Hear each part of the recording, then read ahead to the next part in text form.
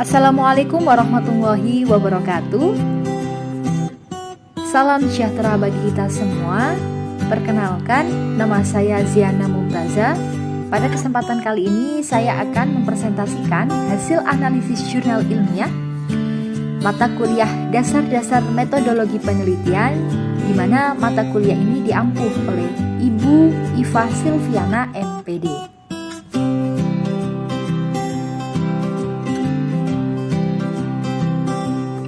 Pertama-tama, kita harus mengetahui identitas jurnalnya.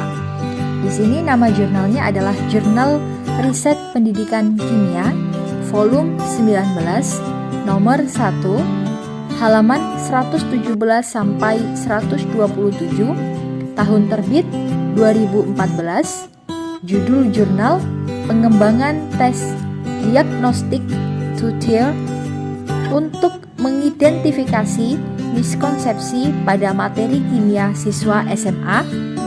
Nama penulisnya 1. Wiwi Siswaningsih, 2. Nur Anissa, 3. Nur Eka Komalasari, dan 4. Indah R. Latar belakang dari jurnal ilmiah ini adalah pembelajaran yang efektif adalah pembelajaran yang dapat mengkondisikan siswa mencapai kemajuan secara maksimal sesuai dengan kemampuan yang dimilikinya. Konsep-konsep kimia yang diajarkan di SMA merupakan konsep-konsep yang saling berkaitan, misalnya materi stoikiometri, hidrokarbon, dan laju reaksi, termasuk topik kimia yang penting dan membutuhkan penguasaan konsep yang tinggi. Salah satu alat tes diagnostik adalah berbentuk pilihan ganda. Namun, alat ini mempunyai sebuah kelemahan, yaitu guru tidak bisa mengevaluasi dengan tepat. Dari paparan di atas, peneliti berpendapat bahwa tes tutor merupakan tes yang sesuai untuk dikembangkan sebagai instrumen untuk mengungkap miskonsepsi pada topik stoikiometri, hidrokarbon, dan laju reaksi. Maka, peneliti mengadakan penelitian berjudul Pengembangan Tes Diagnostik Tutor untuk mengidentifikasi miskonsepsi pada materi kimia siswa SMA. Lalu, dari latar belakang itu dapat dirumuskan suatu masalah bahwa bagaimana tingkat keefektifan menggunakan tes diagnostik tutor untuk mengidentifikasi miskonsepsi pada materi kimia, yaitu stoikiometri, hidrokarbon, dan laju reaksi. Landasan teori dari jurnal ilmiah ini adalah konsep siswa yang berbeda dari konsep yang secara umum diterima oleh pakar dalam Treges 1988 disebut misconception, Held 1980, preconception, Novak 1977, alternative framework, Driver 1981, atau Jerdon Science, Gilbert 1982. Beberapa studi tentang miskonsepsi kimia menunjukkan many students have numerous chemical misconceptions, and it is widely accepted that if these are not addressed, preferably early on, they will persist. Jadi, banyak siswa yang memiliki kesalahpahaman terhadap materi kimia, dan jika hal ini diterima secara terus-menerus dan tidak segera ditangani, maka para siswa akan bertahan dan akan selalu berbudaya atau mengalami miskonsepsi terhadap materi kimia. Metode penelitian yang digunakan dalam penelitian ini adalah metode R&D, di mana R&D adalah Research and Development. Metode penelitian dan pengembangan atau dalam bahasa Inggrisnya Research and Development, pengertiannya adalah yaitu metode penelitian yang digunakan untuk menghasilkan produk tertentu dan menguji keefektifan produk tertentu. Nah, peneliti melakukan penelitian terlebih dahulu untuk mengumpulkan sejumlah data yang dibutuhkan Selanjutnya, dilakukan pengembangan sistem dan melakukan pengujian serta evaluasi terhadap sistem yang telah dibuat.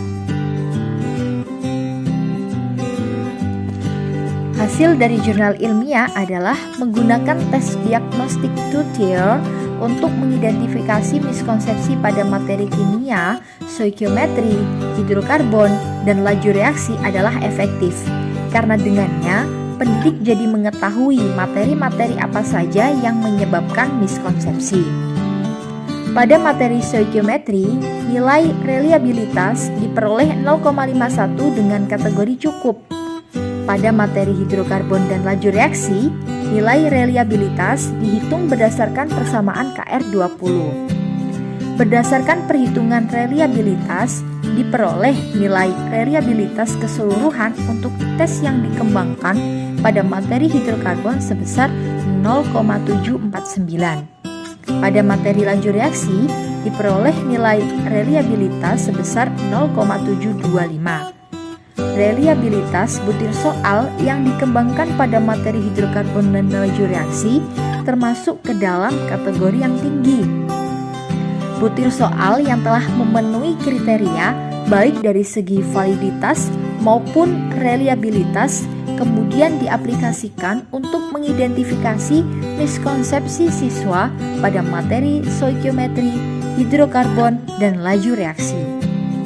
Pada hasil penelitian menunjukkan bahwa miskonsepsi yang terungkap melalui two-tier materi stoikiometri teridentifikasi 20% mengalami miskonsepsi. Sedangkan miskonsepsi yang terungkap melalui two-tier materi hidrokarbon diketahui bahwa hampir seluruh siswa mengalami miskonsepsi pada konsep kekhasan atom karbon, yaitu sebanyak 96,4%, pada konsep ikatan atom C pada rantai karbon sebanyak 85,8%, dan pada konsep rantai tertutup sebanyak 78,6%. Sedangkan pada materi laju reaksi sebanyak 35% siswa mengalami miskonsepsi. Tentunya hal ini menunjukkan bahwa tingkat keefektifan dari menerapkan model two-tier untuk identifikasi miskonsepsi adalah tinggi. Kesimpulan dari analisis jurnal ilmiah ini adalah hasil penelitian ini menunjukkan bahwa miskonsepsi siswa pada materi stoikiometri meliputi hukum-hukum dasar kimia dan konsep mol. Miskonsepsi siswa pada materi hidrokarbon meliputi kekhasan atom karbon, ikatan atom dalam rantai karbon, dan rantai tertutup. Sementara itu, miskonsepsi siswa pada materi laju reaksi meliputi pengertian laju reaksi dan faktor-faktor yang mempengaruhi laju reaksi. Dengan demikian, instrumen diagnostik two-tier telah dikembangkan mampu mengidentifikasi miskonsepsi siswa pada materi stoikiometri, hidrokarbon, dan laju reaksi. Guru sebaiknya menggunakan soal tes diagnostik two-tier untuk mendeteksi miskonsepsi siswa. Sampel yang digunakan untuk penelitian selanjutnya sebaiknya lebih banyak agar distraktor yang diperoleh mempunyai daya pengecoh yang baik. Soal setara yang dibuat sebaiknya lebih variatif dan peneliti lain dapat mengkaji atau mengembangkan soal-soal serupa pada pokok materi lainnya untuk memperkaya soal tes diagnostik two-tier.